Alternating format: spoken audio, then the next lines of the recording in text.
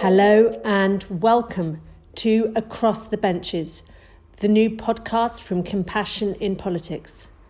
I'm Jennifer Nadel, and in this series we bring together two MPs from across the parliamentary divide to see what they might have in common. While much media coverage of politics looks at the things that divides us, this podcast tries to find points of connection between MPs on opposite benches, as well as exploring ways of bringing more cooperation and collaboration into the political process. In this edition, we've brought together the former Health Secretary Matt Hancock and Rupa Huq, the Labour backbencher for Ealing Central and Acton. I began by asking them what had brought each of them into politics. Yeah, so I was already 43 years old before being elected to anything, unless you count student union politics. So I actually think it's not a bad thing to have life experience.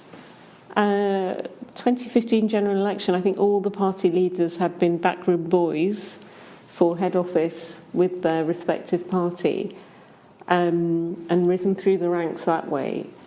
I had had a long career in the public sector as an academic, primarily, but I've also worked in local government. It sounds like a cliche, but I wanted to make a difference. I think that's the reason that almost all MPs go into politics. I come from a small business background. My mum and my stepdad ran a small business. I saw what happened when it went wrong because of things completely outside of their control.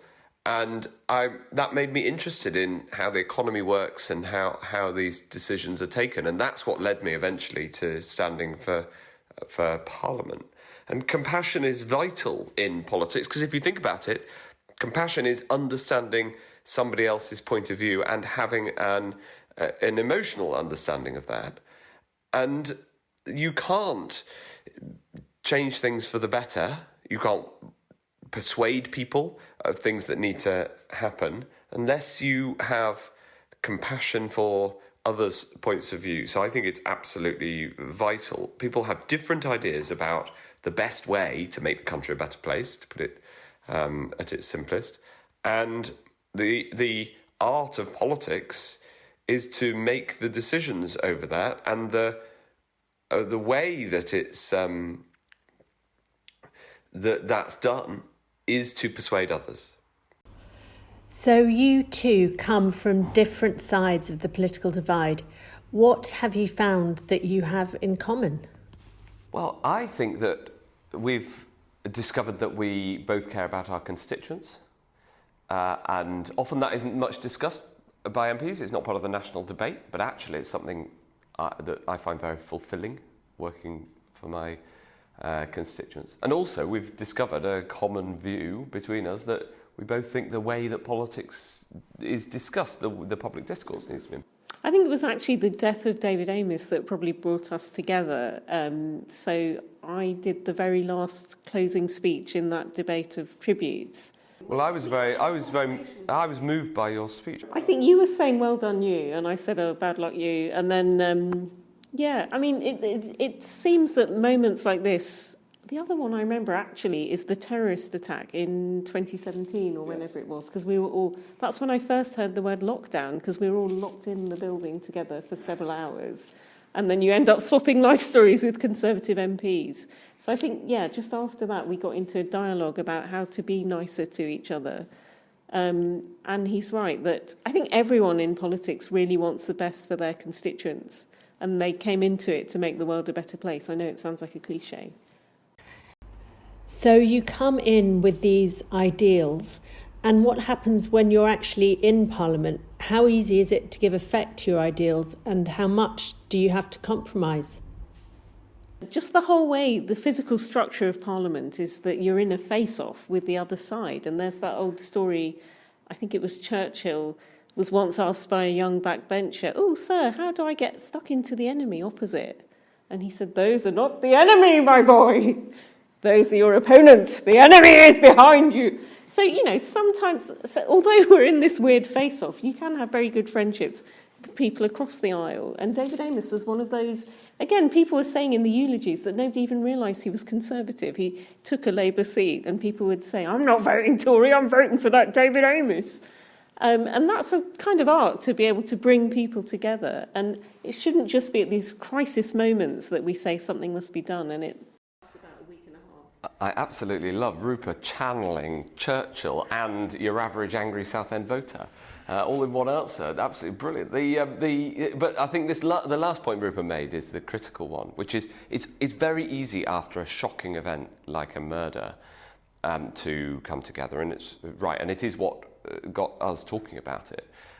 But we need institutions that help promote a high-quality dialogue, and at the same time we need to challenge and call out where dialogue is debased. We need to have institutions that promote high-quality discussion so that when something is inaccurate, everybody can accept that and move on and debate how to improve the country on a basis of truth rather than, what you read on Twitter.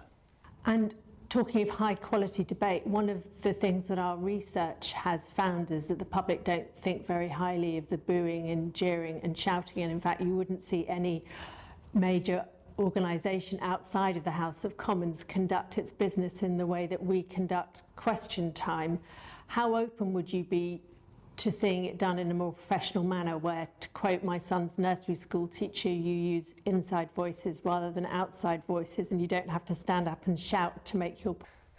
It's a very, very difficult problem because the essence you don't want to lose is the sense of the House of Commons as the cockpit of the nation, to quote Churchill again. And you do get a sense of whether an argument is a good one or not from how people respond in the Commons. But when it's over the top and too obvious and manufactured, if you like, then I think that's counterproductive. But on the other hand, we had a very quiet House of Commons for a year and a half during COVID, in which there could only be, a couple of dozen people in it. And I thought that was detrimental to debate because you didn't have that sort of the living, breathing reaction. So it's about it is about behaviour and about. There are other ways of testing opinion, aren't there, other than seeing how loudly people shout at you? Well, one positive I think that came out of COVID was we had these calls with you, with Chris Whitty, with Patrick Vallance, all that lot, and that felt like we were all on the same side. Yeah. So I'd never done a Zoom or a Teams or a Skype before all this, and now daily I'm being told to unmute myself or whatever. And those felt like we were all part of a national disaster, tragedy, whatever, and we're all on, effort. And I think sometimes you would say things like, guys, I'm saying this so you don't give me a hard time in the chamber. But it shouldn't just be about showing off and who shouts the loudest. I think you need a bit of both, maybe. Absolutely, but I'm still, if it really is the most efficient way to test opinion, I'm surprised that it hasn't been adopted by other organisations globally, other than other parliaments that we've exported our model to.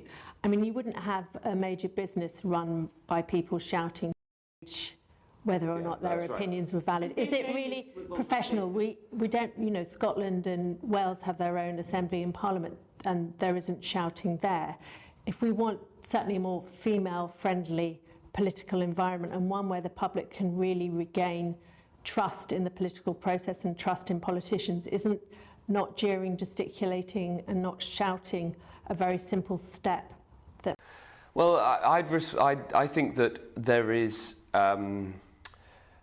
so much more to do as well. I'm not, I think that behaviour in the chamber itself it's important to be reasonable, but you do get a sense of the room. That's the thing I wouldn't want to lose.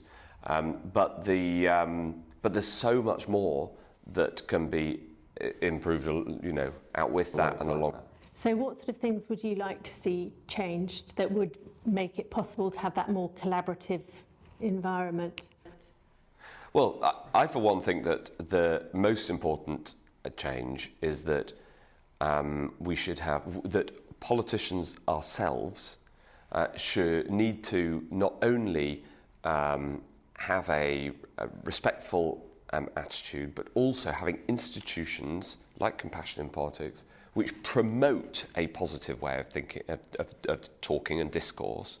Because if the discourse just gets rougher and rougher, then we end in a very bad place. It's easy to sneer at politicians and see they're all on the take and they've all got their snouts in the trough.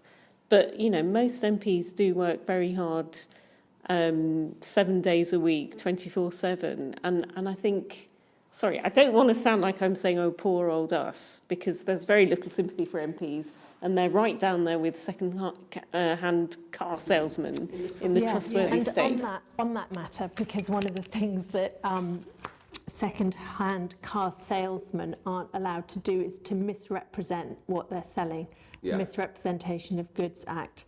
And we're hearing a lot of talk about a duty of candour. Well, it's really interesting, this question, because there is a set of rules around the discussion within the Commons chamber. But of course, whereas years ago, essentially the whole political debate occurred within the Commons chamber, then it also included the newspapers, and now the social media as well. And there isn't obviously a set of rules there in the same way, and that is a live subject of discussion, because it's true that if you say something that is inaccurate in the House of Commons, you can get brought to the House of Commons, and as a minister, part of the duties in the ministerial code that all ministers take very seriously is if you say something that isn't accurate, you need to go and correct it at the first available opportunity. That's the language that's in the ministerial code. And so there is a set of rules around both candour and around accuracy. But that doesn't then apply in the same way. One of the things that we've talked about before, Rupa and I, is the impact of anonymous accounts on social media, coarsening the debate and encouraging people to be more sort of aggressive. But those sorts of guide rails for our discourse, which of course even in the media doesn't matter, whatever you think of the press, there were and there are rules around it, whether they're always followed or not. In social media, it's yet another step away from that. So there's a bill in front of Parliament on this question. It's very tricky territory, but I think it's really important to get right. So would you like to see the outright banning of anonymous accounts or something? I think you could have a Guido Fawkes or someone wacky doing things, but then when it turns dangerous, there needs to be that fail-safe that one can look up who was that. So I know there's freedom of speech arguments the other way, but I think you should register an account with a named person with an address or whatever. But freedom of speech is freedom of speech in order to participate in discourse, whereas if you're anonymous, that's one way, that's just shouting at somebody. You mentioned the role of the media. How easy is it to be a politician in the spotlight when you know that you can't say, I don't know, or actually I made a mistake, or can I think about that? You have to be able to deliver a definitive answer or be pilloried. Well, it's obviously something I've personally had a lot of experience with. In fact, one of the things that happened in the pandemic is we did say I don't know quite a lot because we didn't know. It was a new disease, especially at the start, and I found it very liberating to be able to do that. It's true, of course, that there's a way that the media operates, and you have to navigate your way through that. It can be frustrating at times, but in the same breath, the accountability that it brings is important. Yeah, no, we're all human beings. I did feel for Charles Kennedy when he couldn't remember some figures just after his wife had given birth. Okay, he didn't do the giving birth bit, but presumably he was there as a new man by her side. And I think he forgot. Diane Abbott gets it a lot as well. And in some respects, I don't want a desiccated calculating machine. Yeah. And that's why people warm to our Prime Minister, who comes out with some wacky things sometimes. Well, apparently I'm the first ever, someone has found this, I'm the first ever MP who mentioned Peppa Pig World on the floor of the House in 2015. So he's actually copying me. So and he's 6 years too late. And what about you, Matt? What do you think, how do you think the media should handle a story like yesterday? Well, I think there's a constant desire for politicians to be more human. I think, frankly, the public see through some of the gotcha critiques. So you mentioned the pandemic. Yes. easy is it when you're in the middle of a crisis like that to remain compassionate? Well, it's vital to, because you know, I found myself very action oriented, but at the same time, the whole purpose is to save lives in that case, and also how you go about it matters. So, especially in those early days of the pandemic, a lot of the things that we needed people to do were very unusual, unprecedented, and one of the things I really thought about was that we have to bring people with us. It's part, you know, it's leadership in that sense, as in it's saying everybody needs to do their bit. You can't put details on exactly what that is. And one of the things I thought was wonderful was how many people sprung forward with their own, you know, initiative to do good things locally, to look after people, to make sure food parcels got to those who couldn't leave their homes. And when we put out big calls to say we need a national effort on, you know, ventilators, we talked about PPE, etc., people really sprang forwards. And in politics, it became almost entirely apolitical for months, when we would, you know, as Rupa was saying, we'd be on a Zoom together and I'd set out how we saw it and the clinicians would set out the details, and then it was a collaborative. And is there a way of continuing that working together process beyond the pandemic? Definitely. And I think a lot more happens than people know about, because by its nature it isn't as contentious and so often isn't as reported. Wouldn't you say? Yeah, I mean, I think we should keep the good stuff, but definitely I've got cross-party friendships with people on the other side. I've done an amendment with Bernard Jenkin, an Observer interview, and meeting with yourself with David Davis, but you just don't see all this. I mean, Rupa came to me during the pandemic and said, there's evidence that vitamin D reduces the impact of COVID if you catch it. And you came with David Davis, isn't that right? And as a result of that, we sent vitamin D to millions of people, and it wouldn't have happened without Rupa and David Davis. And in a time when there isn't a national crisis like that, everyone goes back into their own corners. What could be done to change that?